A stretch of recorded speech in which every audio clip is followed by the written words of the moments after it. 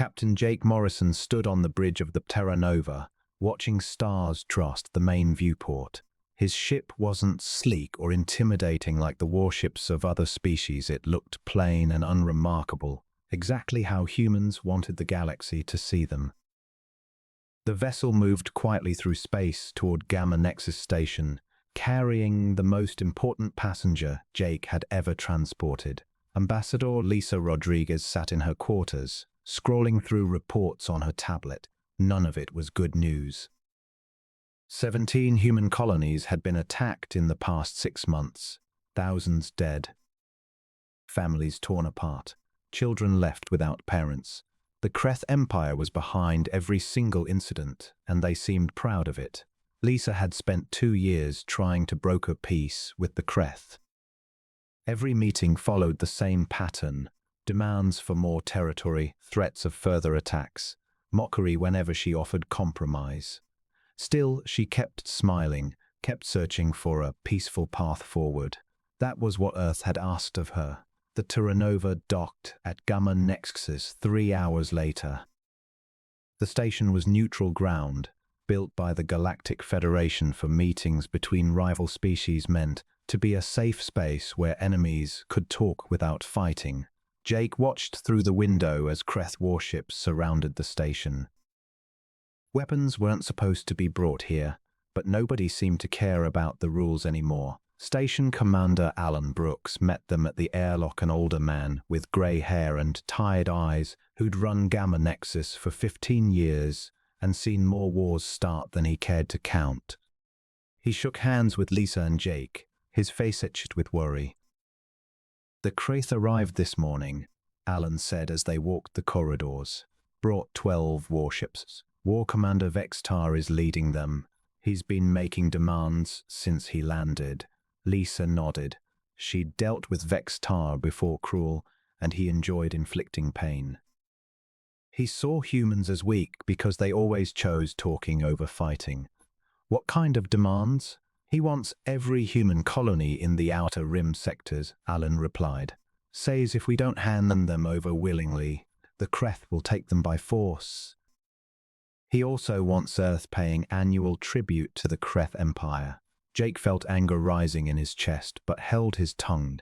He was just ship captain. His job was flying the ship and protecting the ambassador. Still, hearing about innocent people dying made calm hard to hold on to. The meeting room was large, centered around a round table.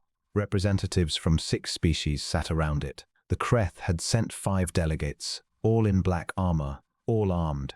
War Commander Vextar sat at the head of their group, tall, red-skinned, sharp-toothed, with cold, cruel eyes. Lisa took her seat across from him, folded her hands on the table, and smiled politely.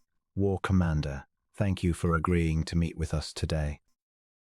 I hope we can find a solution that works for everyone." Vextar laughed loudly, the sound echoing through the room, making several other delegates shift uncomfortably. "Solution? The only solution is your surrender, human. Your species has shown nothing but weakness since joining the Federation. You talk and talk but never fight. You're like insects that buzz around but can't sting. We prefer peace to war," Lisa said calmly. "Surely there's a path where our species coexist without violence. Perhaps trade agreements, or shared technology that benefits both our civilizations." "Trade?" Vextar stood, slamming his fist on the table. "We don't trade with prey animals.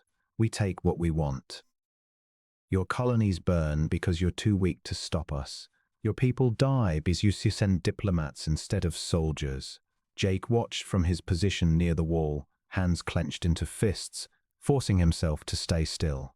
Beside him, Alan Brooks's jaw tightened with anger. Vextar activated a holographic projector at the table's center.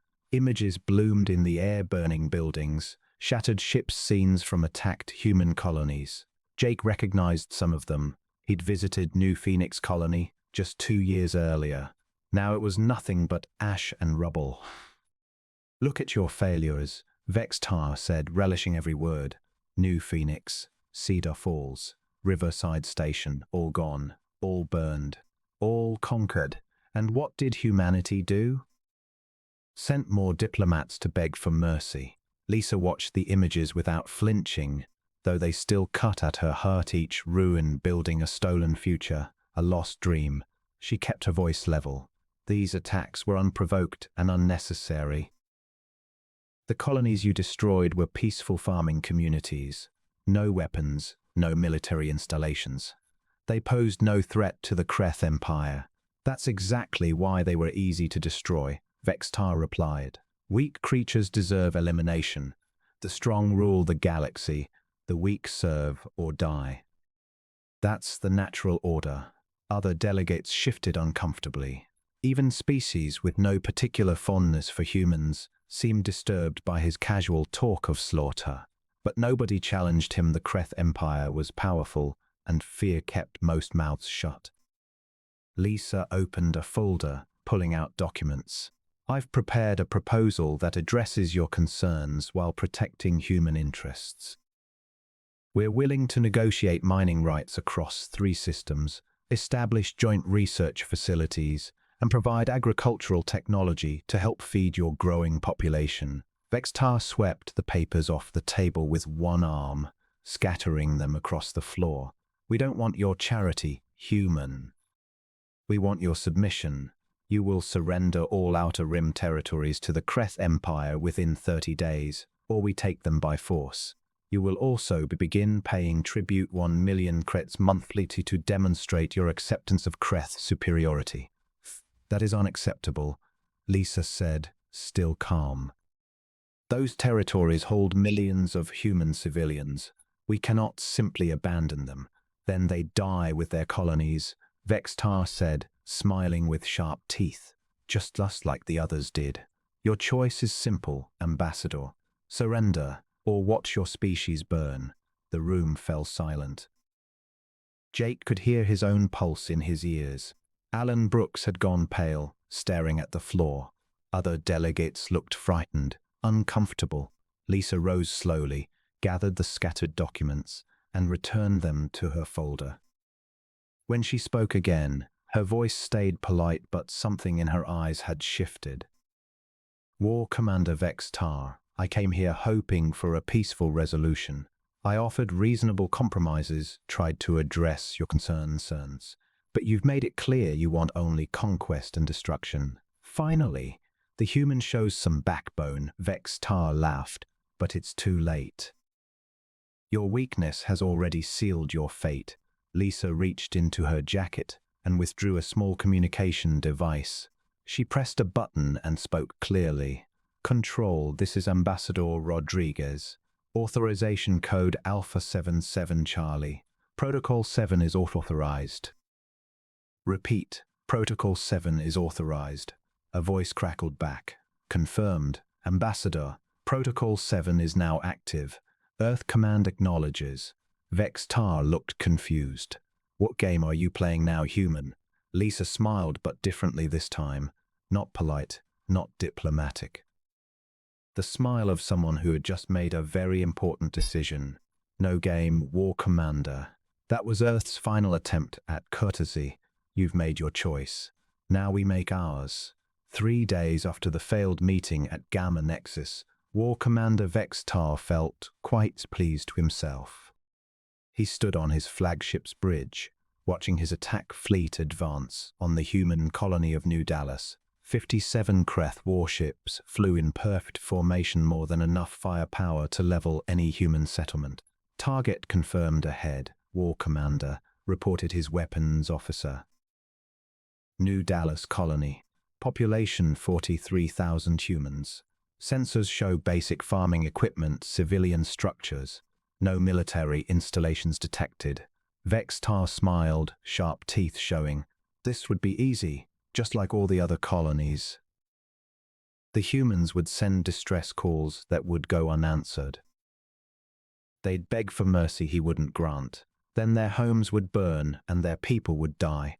On New Dallas's surface, Colonel Sam Turner watched the approaching fleet through his command center's main screen. Sam was quiet, in his 50s, gray-haired, steady-handed. The other colonists believed him just another farmer retired to the outer rim for peace and quiet. They had no idea what he really was. "Sir, Kreth attack fleet dropping out of hyperspace," reported Lieutenant Casey Morgan from the comms station. She looked young, innocent like a farm girl who'd never seen combat.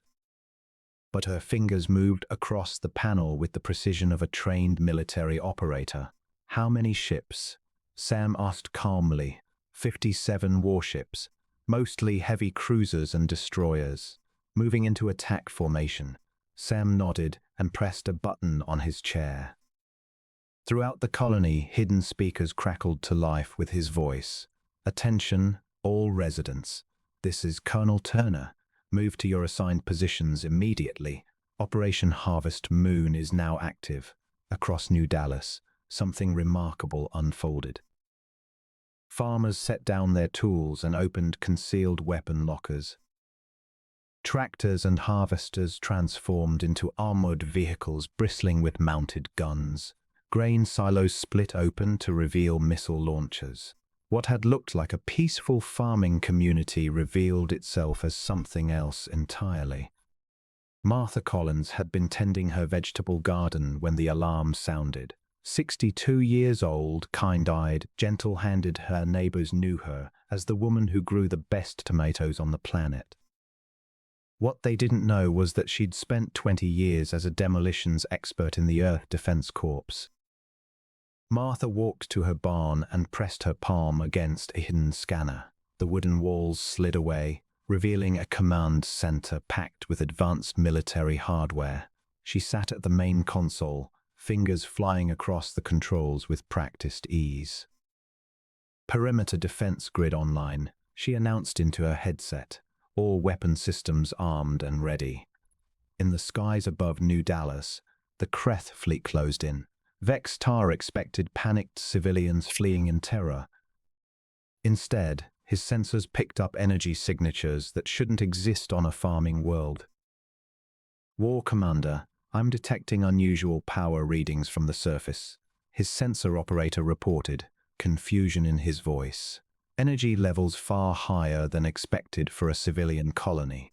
Probably just their generators spinning up," Vex-Tar said dismissively. "Humans always waste energy on pointless things. Begin the attack."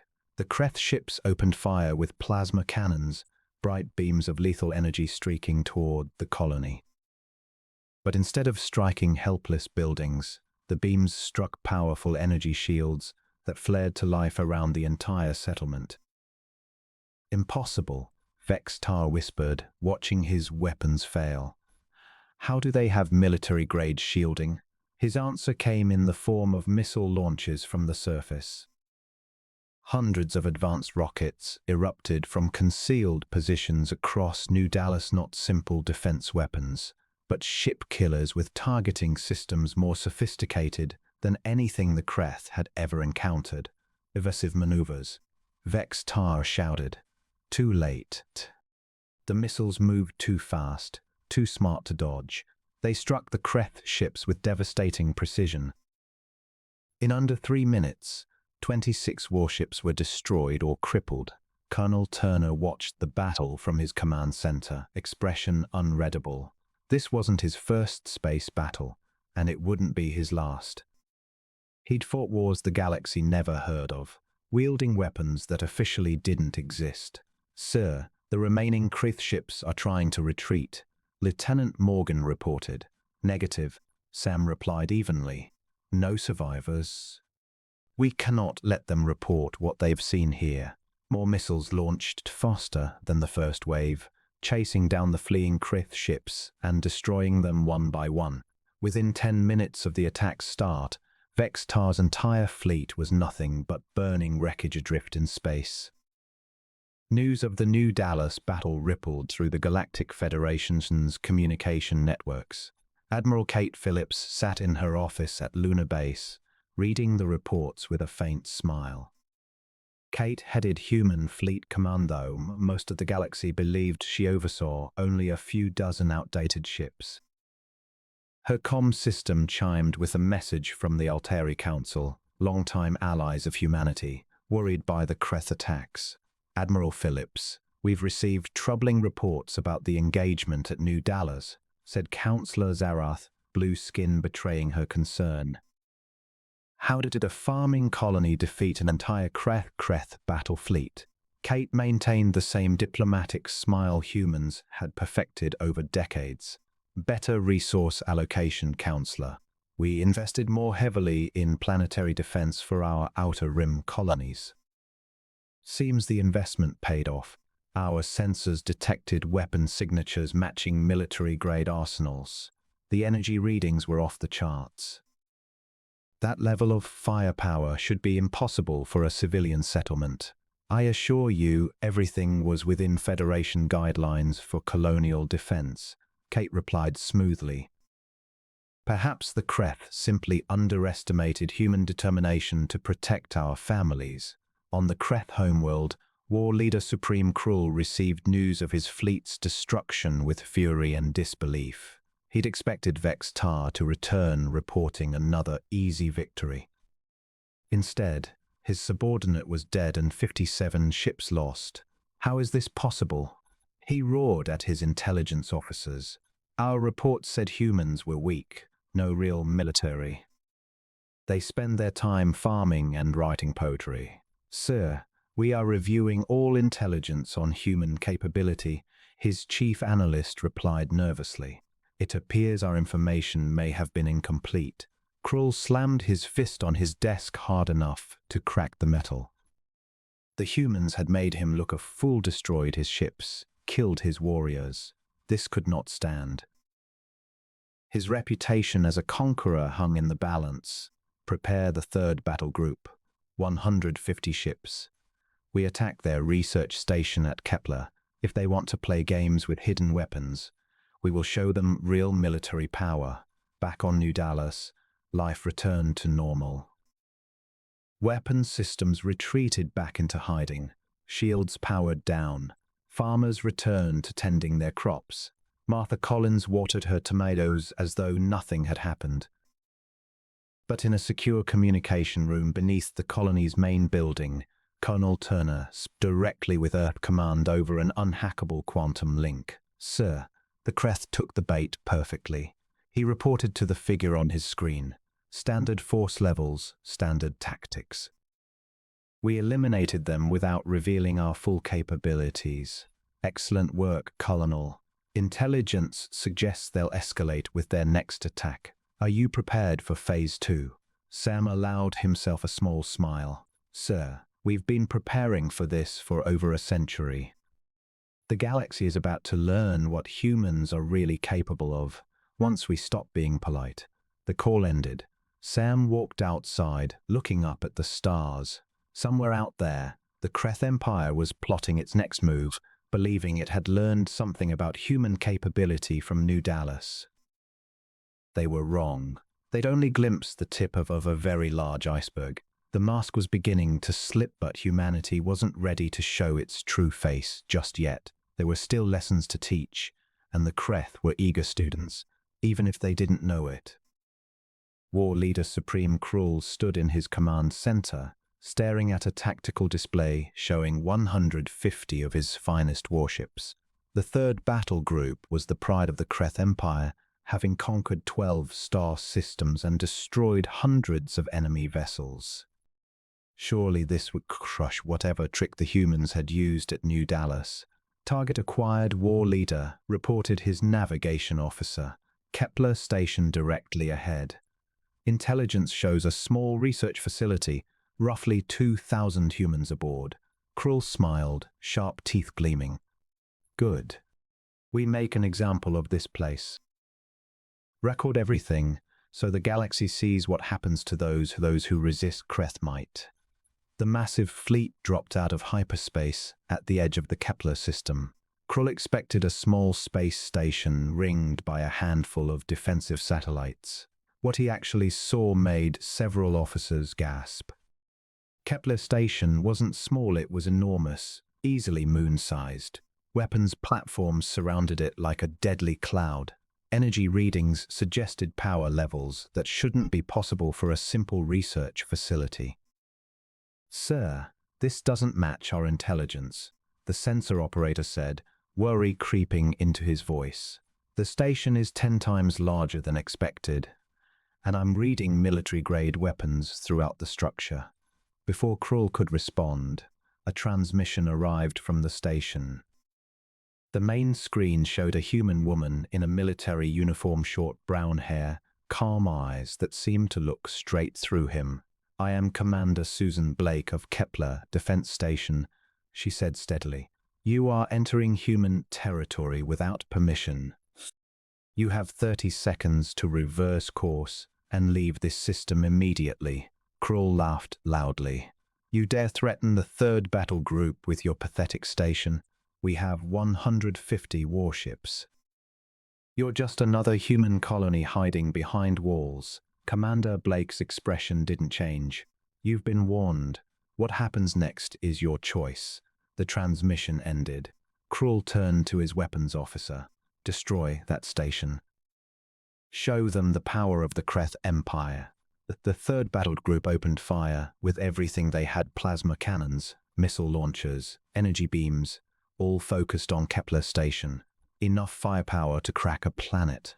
When the light from the explosions faded, the station stood untouched. Its shields had absorbed the entire assault without a flicker.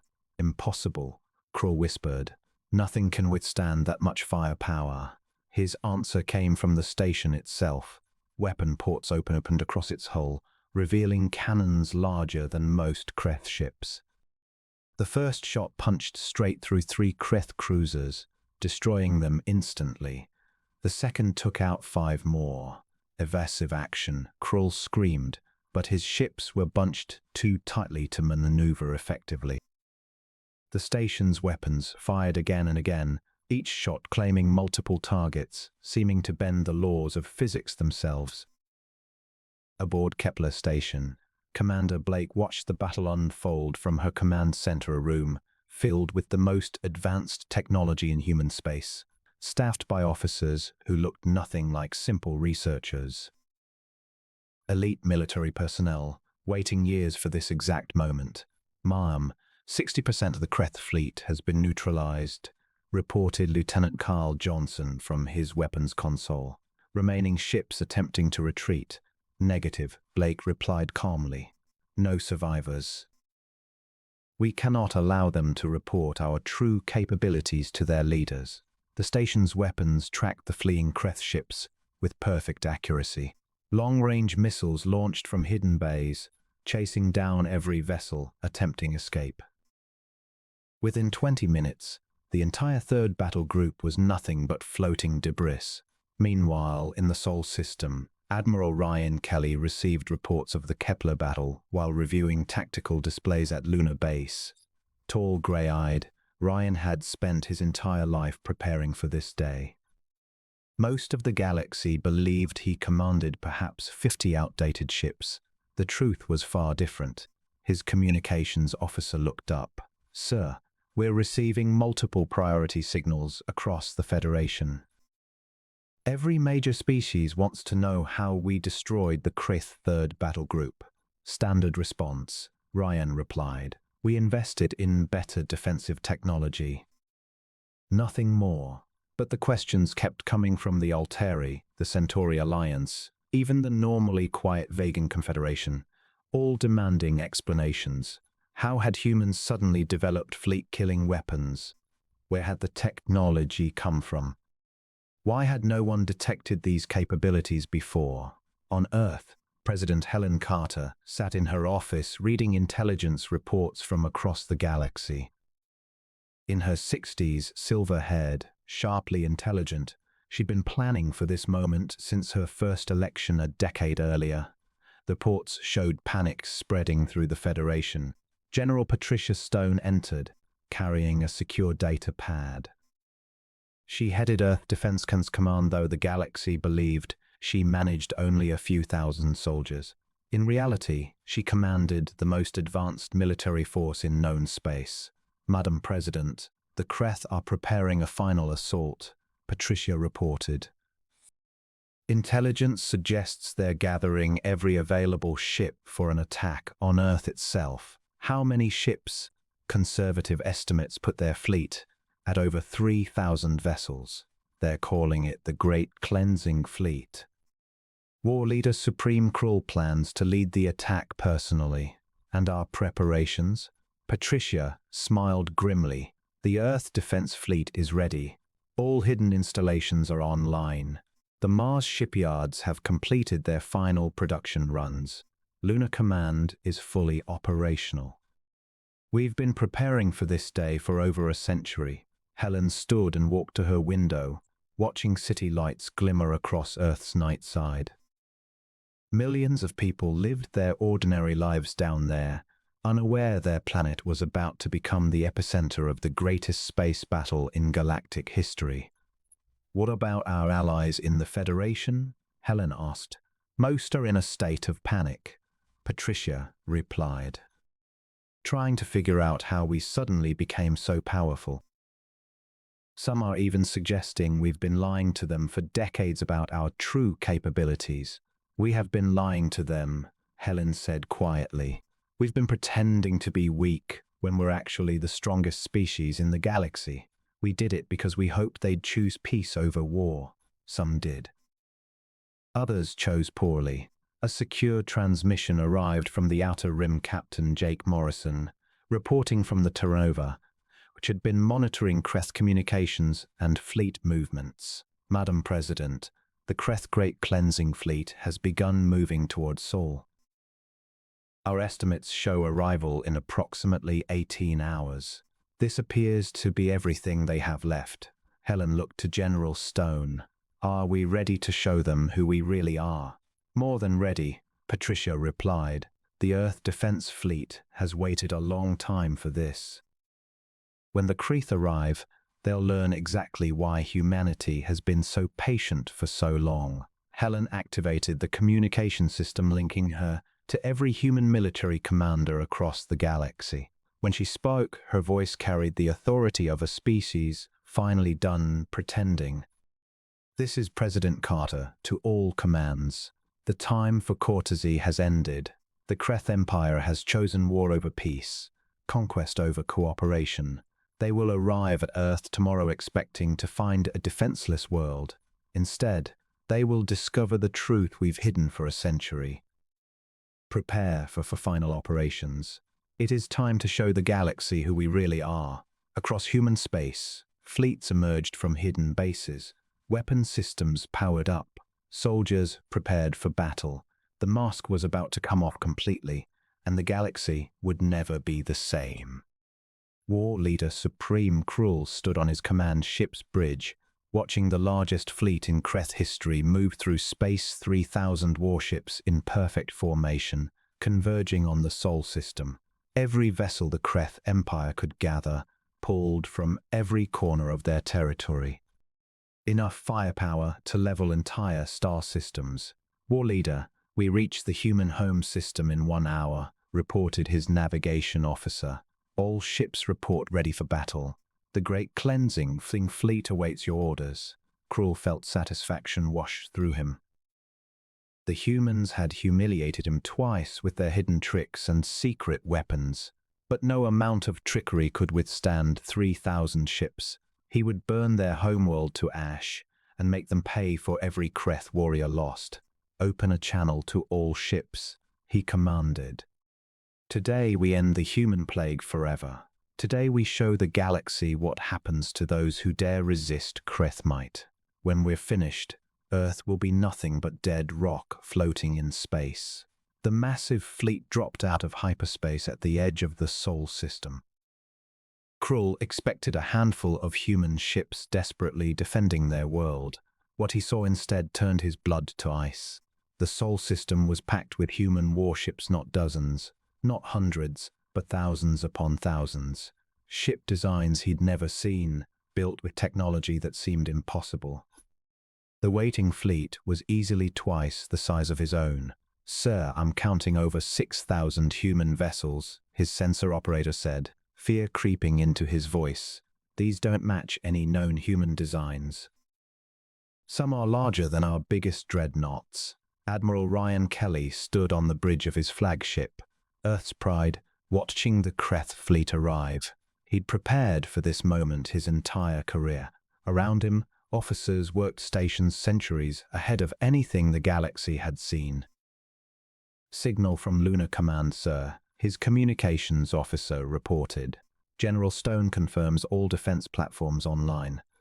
Shipyards fleet deployment complete. All hidden installations throughout the system are now active." Ryan nodded. The Sol system had transformed into the most heavily defended location in the galaxy. Luna was no longer just a moon, but a massive fortress bristling with weapons. Mars had become the largest shipyard and military base in known space. Even the asteroid belt concealed hidden weapon platforms and supply stations. "Send a message to the Kreth fleet," Ryan ordered. "Tell them this is their final chance to surrender and leave human space forever." The message reached Krull's flagship. Ryan Kelly appeared on his screen calm, confident, showing no fear despite being outnumbered. "War Leader Supreme Krull, I am Admiral Kelly of the Earth Defense Fleet. You are surrounded and outgunned. Surrender now, and your crew's live. Continue this attack, and you all die here today." Krull roared with fury. "You dare threaten me, human? I have 3,000 ships. You cannot hide behind tricks forever." "No tricks," Ryan replied evenly. "Just the truth. For 100 years, humanity has been patient. We've been diplomatic. We've been courteous. We pretended to be weak because we hoped you'd choose to be better. You chose poorly." The transmission ended. Krull screamed orders to attack, but before his ships could move, the human fleet struck first. The battle barely qualified as one. It was a demonstration of power that defied everything the galaxy believed about warfare. Human ships moved with impossible speed and precision. Their weapons cut through Kreth armor like paper. Their missiles seemed to think for themselves. Captain Nicole Adams commanded the dreadnought Liberty's Edge, one of the newest ships in the human fleet, alone more powerful than most entire battle fleets. She watched her tactical display as her ship's weapons destroyed Kreth vessels with single shots. "Ma'am, the enemy fleet is breaking apart," her weapons officer reported. "Trying to retreat. Our ships are too fast. None will escape." Nicole opened a channel broadcasting to every ship in both fleets. When she spoke, her voice carried the authority of a species finally done hiding. "For 100 years, we have been courteous. We have been diplomatic. We have been patient. We pretended to be weak because we hoped you would choose to be better. You chose poorly." The words echoed across space as human weapons continued their devastating work. Kreth ships exploded in brilliant flashes. Their shields meant nothing against human technology, their armor useless against human weapons. In under 2 hours, the great cleansing fleet was nothing but wreckage. War Leader Supreme Krull found himself alone on his damaged bridge, his crew dead around him, his mighty fleet gone. His empire's greatest military force, destroyed by humans he'd dismissed as weak farmers and scientists. A final message came from Admiral Kelly. "War Leader, your ship is the only one left. Surrender and live to tell your people what happened here, or die with honor. The choice is yours." Krull stared at the tactical display showing thousands of human ships surrounding his crippled vessel. He thought of his empire, his people, his lifetime of conquest and victory. None of it mattered now. The humans had been playing a game he never understood, and he had lost completely. He activated his ship's self-destruct, rather than face the shame of surrender. The explosion lit space briefly, then faded to nothing. On Earth, billions watched the battle unfold through live broadcasts, having lived their entire lives believing their planet was protected by a small defense fleet. Now they learned the truth their government had been building in secret for over a century.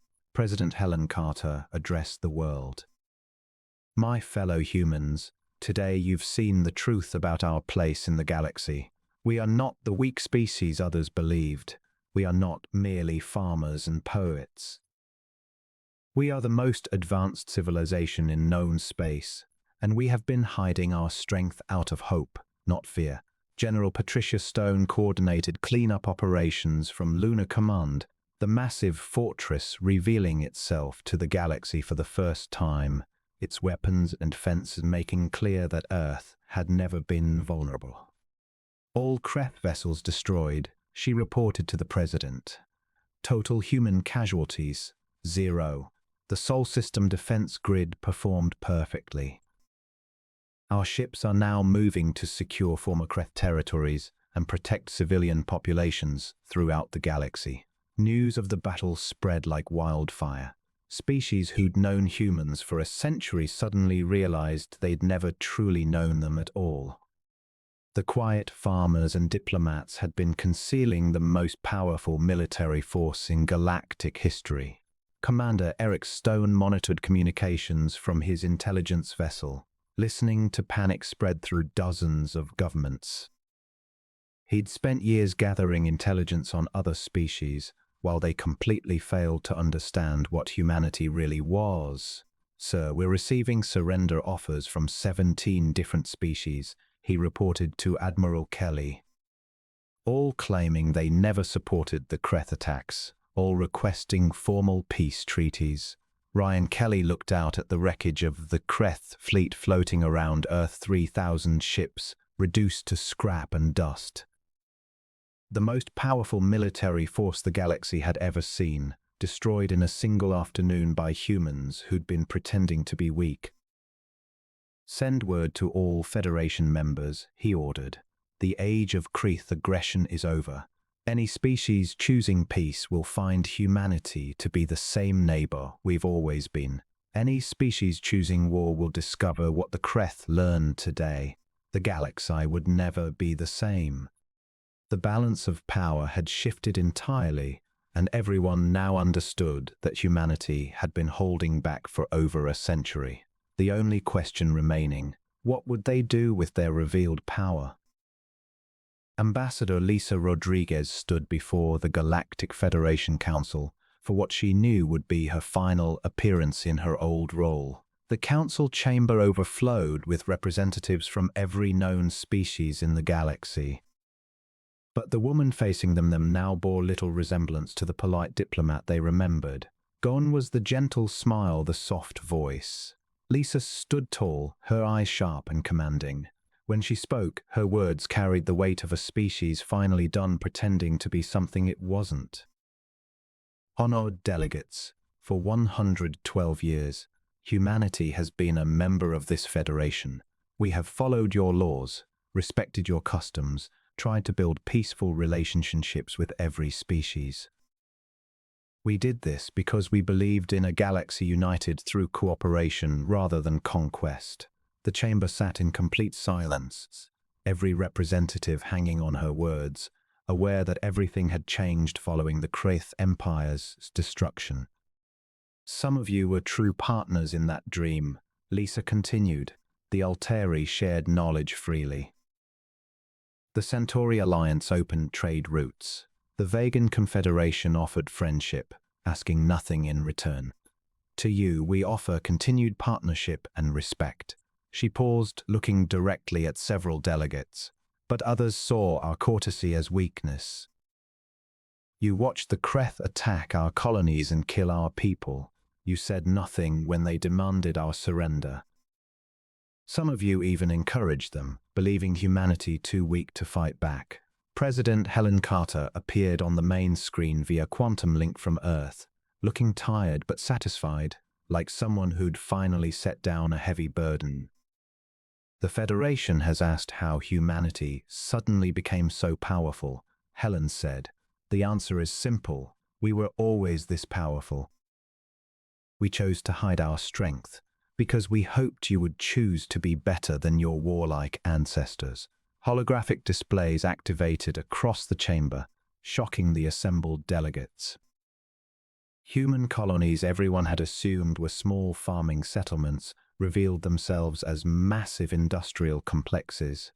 Research stations showed their true nature as military installations. Trade ships opened hidden weapon bays. Every human colony has been a fortress, Helen continued. Every research station has been a military base. Every trade vessel has been a warship in disguise. We have been building the most advanced civilization in galactic history while pretending to be simple farmers and scientists. Admiral Kate Phillips stepped forward. For decades, other species had believed she commanded a small fleet of outdated ships. Now they learned she led the most powerful military force in known space. Our technology is centuries ahead of anything you possess, Kate explained. We developed faster than light travel, while most of you were discovering fire. We built quantum computers while you used mechanical calculators. We mastered genetic engineering while you were learning basic agriculture. The Alteri representative, Councillor Zarath, spoke up, confusion plain in her voice. But why? Why hide such capability? Why pretend weakness when you could have ruled the galaxy? Lisa smiled, sadly this time. Because we hoped you'd prove ruling unnecessary. We wanted to see if species could work together as equals instead of living under conquerors' boots. Some of you gave us that hope. Others proved us naive for believing in it. Captain Jake Morrison entered the chamber carrying a data pad full of intelligence reports. His ship had monitored communications across the galaxy since the battle at Earth, and what he'd found painted a clear picture of who had been humanity's true allies.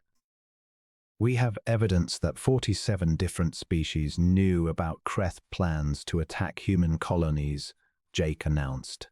31 of those species actively encouraged the attacks. 12 provided intelligence to help the Kreth target civilian populations. Only 8 species warned us or offered assistance. The chamber erupted in nervous murmuring as delegates realized humanity had been watching and listening to everything: private communications, secret meetings, hidden agendas. Humans had seen it all. General Patricia Stone appeared on another screen, broadcasting from Lunar Command, the massive fortress behind her finally showing its true size and power, weapon systems capable of cracking planets visible for the first time. The Kreth Empire is finished, Patricia announced. Their military is destroyed, their government has surrendered, and their territory is now under human protection. We are currently evacuating Kreth civilians to safe worlds, where they can build new lives away from their warlike culture. She paused. But this is not about conquest. We do not want to rule other species. We want to protect the innocent and punish the guilty. The galaxy has a choice to make about what kind of future it wants. President Carter returned to the main screen. From this day forward, humanity will no longer pretend to be weak. We will not hide our capabilities or apologize for our strength. But we will use that strength to protect, not to conquer. She activated a holographic map of the galaxy, showing human ships positioning themselves across dozens of systems not to attack, but to defend against aggression and protect trade routes. Any species that chooses peace will find us to be the same neighbors we have always been, Helen declared. We will trade fairly, share knowledge freely, and respect your independence.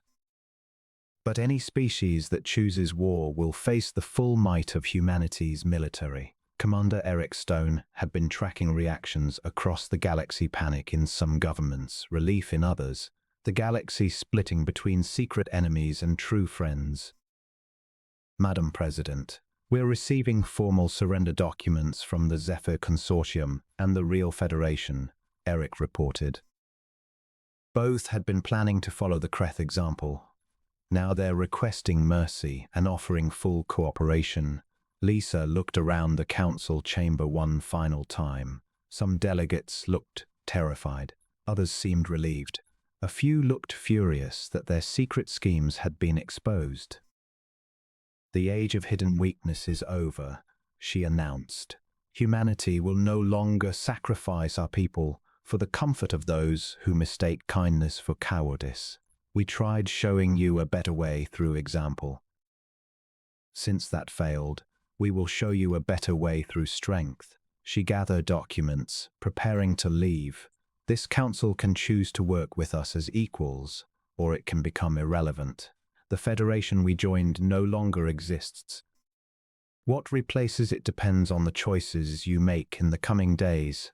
As Lisa walked out of the chamber, she knew she would never return as a supplicant begging for peace. If she returned, it would be as the representative of the most powerful species in the galaxy, negotiating from a position of absolute strength. Behind her, the delegates began the difficult work of adjusting to a new reality. The galaxy had changed forever, and everyone now understood that humanity had been restraining itself for over a century not out of fear, but out of hope. That hope had been proven false by those who chose war over peace. Now the galaxy would learn what happened when humanity stopped being patient and started being honest about who they truly were. The last warning had been given, and it had been ignored.